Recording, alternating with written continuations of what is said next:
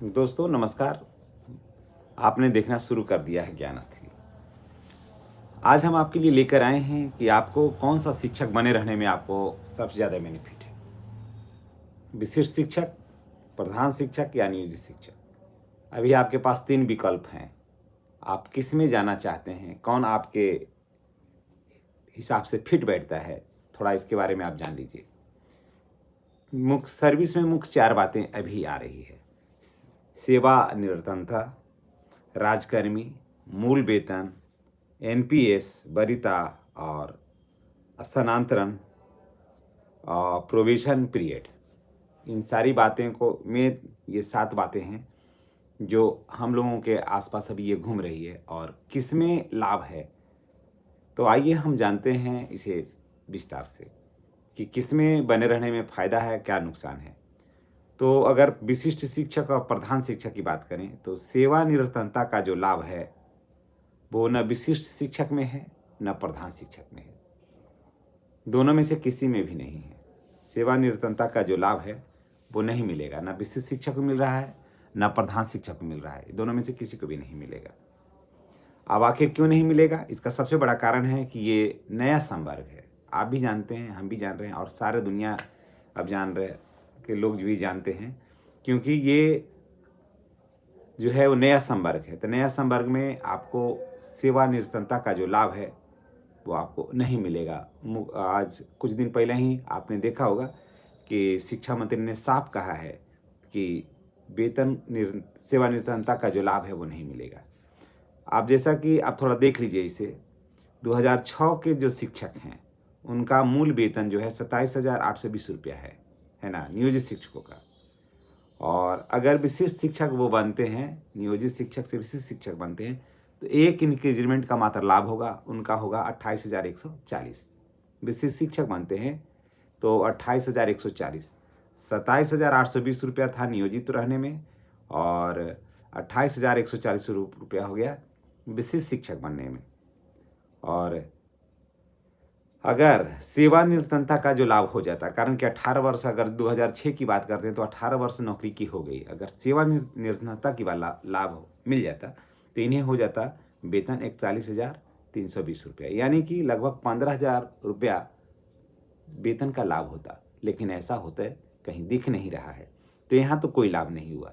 सेवानिरतता का लाभ न विशिष्ट शिक्षक में है न प्रधान शिक्षक में है, दोनों में से कहीं लाभ नहीं है।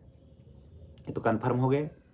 तो यहाँ पर नियोजित शिक्षक, विशिष्ट शिक्षक और प्रधान शिक्षक की तीनों में कोई खास अंतर नहीं है, यहाँ तक तो नहीं है।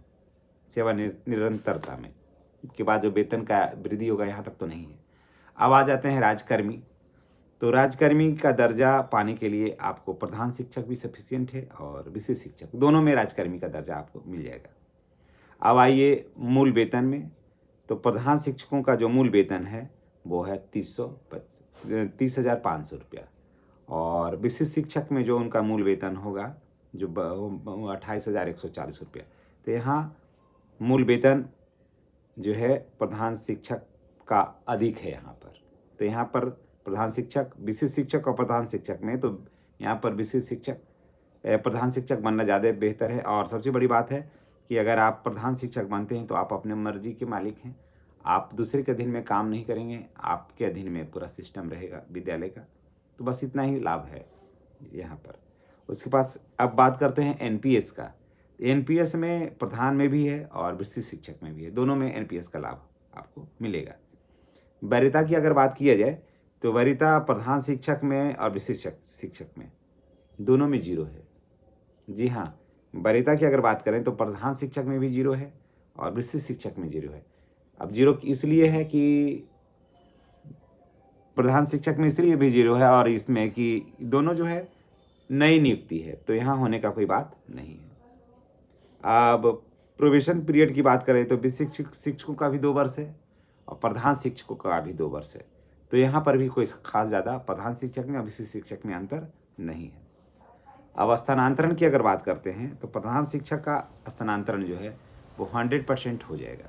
वो दूसरे विद्यालय में चले जाएंगे, वो दूसरे जगह चले जाएंगे स्थानांतरण लेकर के, उनका ट्रांसफ़र होगा तो।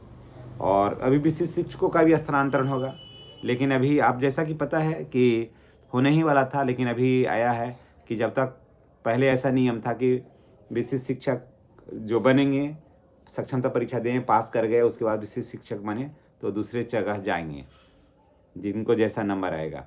फिर उसमें संशोधन होते चला गया, ढुलमुल सरकार की नीति जो थी वो ढुलमुल होती चली गई। अब हो रहा है कि नहीं, अब नहीं होगा, ट्रांसफ़र नहीं होगा, इसलिए कि गवर्नमेंट चाह रही है कि लोगों को बझा करके रखें, नहीं तो ट्रांसफ़र दूर कर देंगे तो लोग फॉर्म ही नहीं भरेंगे, जाएंगे ही नहीं, और सबको एक साथ ले जाएंगे। जब सब फॉर्म भर देंगे तो एक ट्रांसफ़र का पॉलिसी लाएंगे और सबको अपने विद्यालय से हटा करके दूर के विद्यालय में भेज देंगे। और अब यहाँ बात कर लेते हैं तो विशिष्ट शिक्षकों का, हालांकि मुख्यमंत्री ने कहा है कि विशिष्ट शिक्षक जो हैं अपने विद्यालय में बने रहेंगे, लेकिन आज तक ऐसा हुआ नहीं है कि मुख्यमंत्री ने कोई बात कही है और वो बात सत्य हो गई है। बिहार में ऐसा ही एक ऐसा है कि मुख्यमंत्री की बात हमेशा फेल हो जाती है। कारण कि पहले भी आप याद करिए कि मुख्यमंत्री ने टाइमिंग को लेकर के कहा था कि विद्यालय का जो टाइमिंग होगा वो 10 से 4 होगा और शनिवार हाफ डे होगा, लेकिन ऐसा अभी तक नहीं आया है। तो इसलिए मुख्यमंत्री की बात को तो छोड़ दीजिए, मुख्यमंत्री की बात अब बिहार में उतनी चल नहीं रही है। जैसा कि आप देख रहे होंगे, उनके नाम से कोई ऑफिशियल लेटर भी जारी नहीं होता है। तो स्थानांतरण की बात हो रही थी, तो विशिष्ट शिक्षकों का भी स्थानांतरण होगा, लेकिन अभी क्लियर पूरा नहीं है। लेकिन प्रधान शिक्षक का स्थानांतरण तो एकदम बिल्कुल तय है, और विशिष्ट शिक्षकों का स्थानांतरण तब होगा जब 5 सक्षमता परीक्षा लोग दे देंगे। उसके बाद जो बचेंगे वो नियोजित शिक्षक बने रहेंगे अपने विद्यालय में, उनको कोई कठिनाई तो है नहीं। सरकार ये भी जान रही है, आप भी जान रहे हैं, कोर्ट का आदेश है। और जो विशिष्ट शिक्षक बनेंगे वो दूसरे विद्यालय में जाएंगे, और यही तो हुआ। तो इसलिए आप सोच लीजिए कि आपको क्या बनना है। सेवानिवृत्तता का लाभ, राज्यकर्मी, मूल वेतन, एनपीएस का लाभ, वरीयता, प्रोबेशन पीरियड और स्थानांतरण, ये सारे बातों में क्या समानता, आप लगभग समानता आपने देख लिया।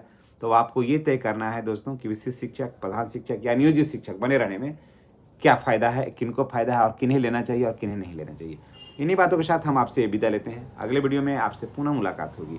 अगर आप चैनल पर नए हैं तो आपसे रिक्वेस्ट है कि आप चैनल को सब्सक्राइब कर लीजिए, बेल आइकन को दबा दीजिए, ताकि वीडियो का नोटिफिकेशन जो है वो आपको मिलता रहे। और चैनल को सब्सक्राइब करके बेल आइकन को दबाइए और वीडियो को शेयर करिए अपने दोस्तों के पास एक बार अपने तरफ से। इन्हीं बातों के साथ हम आपसे विदा लेते हैं। आने वाला कल आपका सुखद, सुखमय और मंगलमय हो। वीडियो के अंत तक बने रहने का आपको बहुत बहुत धन्यवाद।